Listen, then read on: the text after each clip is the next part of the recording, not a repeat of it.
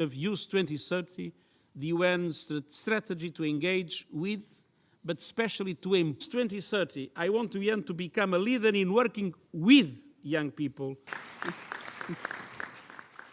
Children and young people to say a few words. Jim.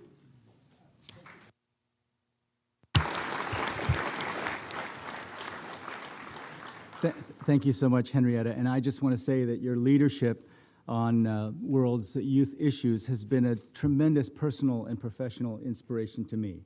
And it's also a great honor to be here with the chair of this whole group. You know, what it says is Envoy on Youth, but you're the boss on this one. And also my great friend, President Kagame. I've seen what he's been doing in Rwanda for many years now. Now, let me just get some of the critical numbers out of the way, and then I want to send a very personal message. You know, we have been focused a lot on youth. We've spent $15 billion in 770 projects over the last 10 years. And we're working ever more closely. The relationship with UNICEF has never been better. And we're working with UNICEF to deliver on critically important issues. In Lebanon, for example, we're working to ensure that Syrian refugees enroll in school and ensure that they have skills training so that they'll be able to find a job. In Yemen, a terribly difficult situation, we're partnering to provide emergency cash transfers that are helping 1.4 million poor families provide basic needs for their children and young people. But let me tell you what I'm extremely worried about, and I'm extremely worried about the world that my two sons are going to inherit. First, because of the rapid rise of broadband, and everyone in the world, all 8 billion people will have access to broadband by 2025, aspirations all over the world are going up. When I was born in 1959 in Korea, and we have wonderful representatives here, the First Lady of Korea, the World Bank would not give Korea a loan because they thought it was hopeless. And then when Korea took its second loan for education, they were ridiculed because the World Bank couldn't believe they would waste money on investing in education when they should have spent it on other things. When aspirations going up, when those aspirations are met with opportunity, you get dynamic economic growth. And in Korea, there were people like me who had the opportunity to become president of the World Bank. And then you have one of the best groups, the boy band BTS right here, who chose to be artists and were able to do so because Korea invested in health, education, and all the things that are needed. Second thing I want to say is the nature of work is changing. The nature of work is changing very quickly, and many, many countries are not prepared for the future of work. Everything tells us that every single job will be more digitally demanding, and every single job will require skills like perseverance, determination, things that are not taught well enough in the schools today. And finally, we're in the middle of a demographic change of just extraordinary proportion. 1.8 billion people are between the ages of 15 and 30. 500 million people are in developing countries, are underemployed or hold insecure jobs. 300 million don't have employment or education at all. So my reflection is that in the 1960s and 70s, young people in the United States used to say, don't trust anyone over 30. What I would say to you today, young people, don't trust anyone under 30 to make the most important decisions that are going to affect your future. Don't let us decide how much we spend on health and education. Insist that we spend on health and education in a way so that everyone has the opportunity to become whatever they want. Don't trust us on decisions around climate change. We're entering a critical 2-year period, and if we don't make the right decisions, the world that you will inherit will be unlike anything you can imagine. So please take this, this movement that was just brilliantly started by UNICEF and Henrietta for Generation U or Gen U, and force us to make the right decision so that you can live in the world that you want. Thank you. Thank you very much, Ms. Henrietta, and President Jim Kim for your commitment. I'm really excited for Generation Unlimited and also for the World Bank's renewed.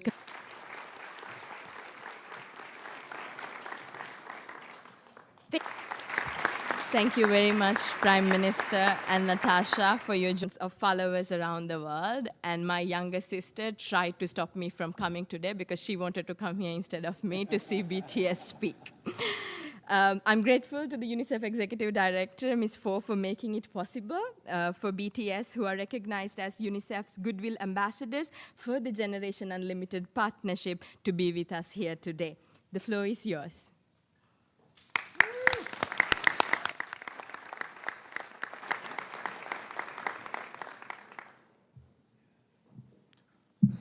Thank you, Mr. Secretary General, UNICEF Executive Director, and all the excellencies and distinguished guests from across the world.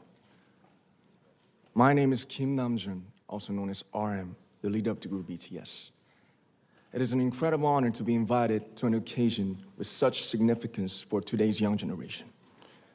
Last November, BTS launched the Love Myself campaign with UNICEF, building on our belief that true love first begins with loving myself.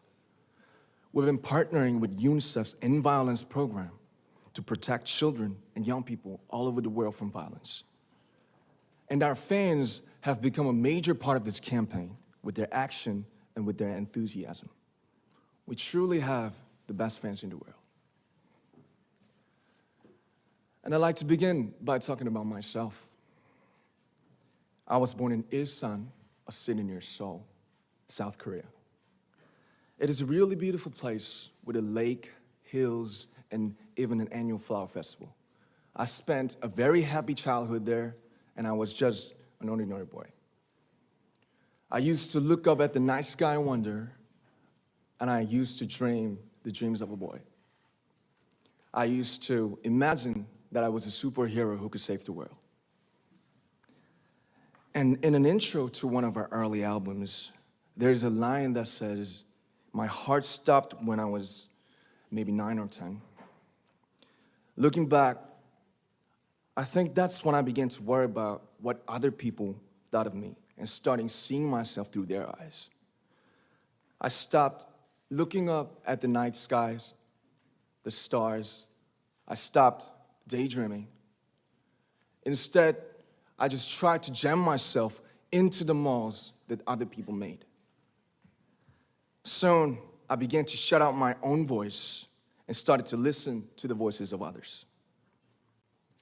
No one called out my name, and neither did I.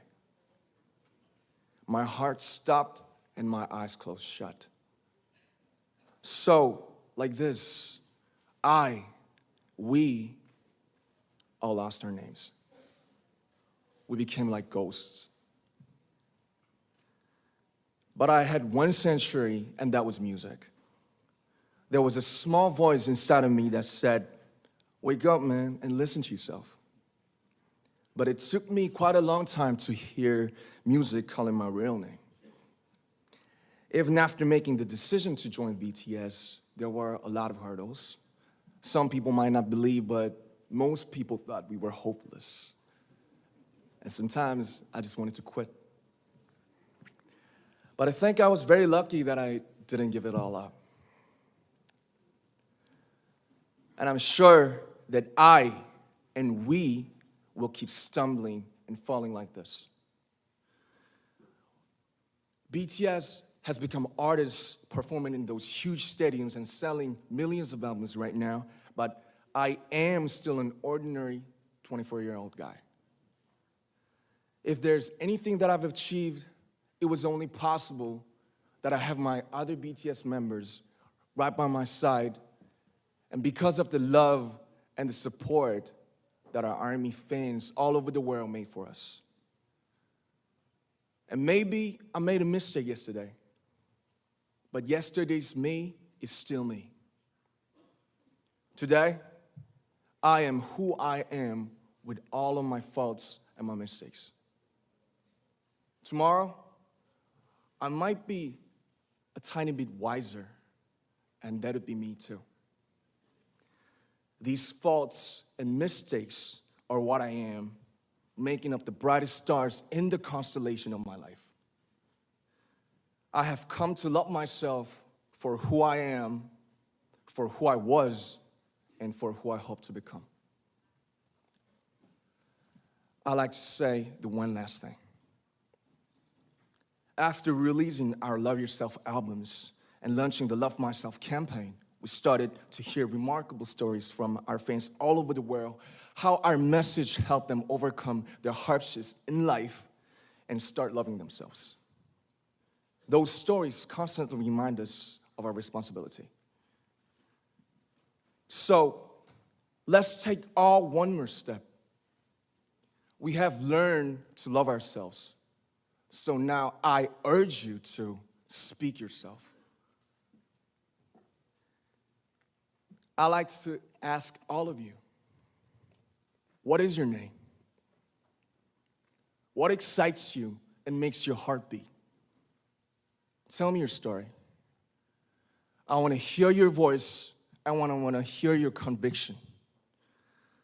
No matter who you are, where you're from, your skin color, your gender identity, just speak yourself.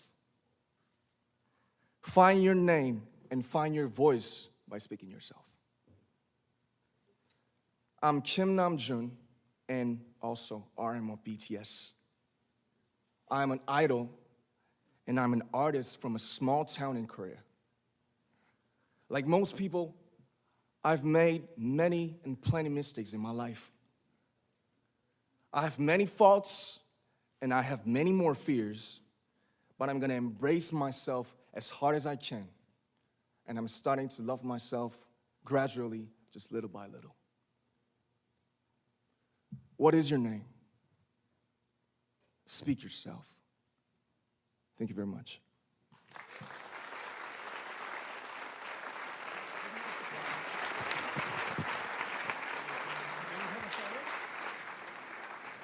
Thank you very much.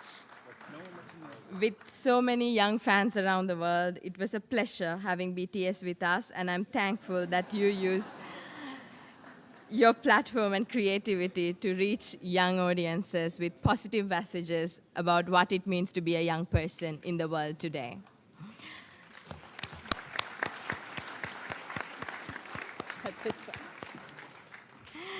So we have heard from the Secretary General and our speakers about the Generation Unlimited partnership.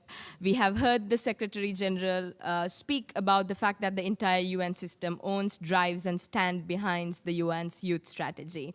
I think we can all agree that the UN has come a long way, and the ambition championed in the youth strategy is built on the hard work, lessons learned, failures, and successes of stories of many of us in here, in the room, and those that came before us. In this regard, I wish to take this opportunity to misbehave and to particularly recognize the presence of my predecessor, Ahmed Al-Hindawi, the very first UN envoy on youth. Ahmed, as the envoy on youth during his term, has done an incredible job to open the doors for more youth engagement and to get youth issues higher in the global agenda. Thank you so much for joining us here today.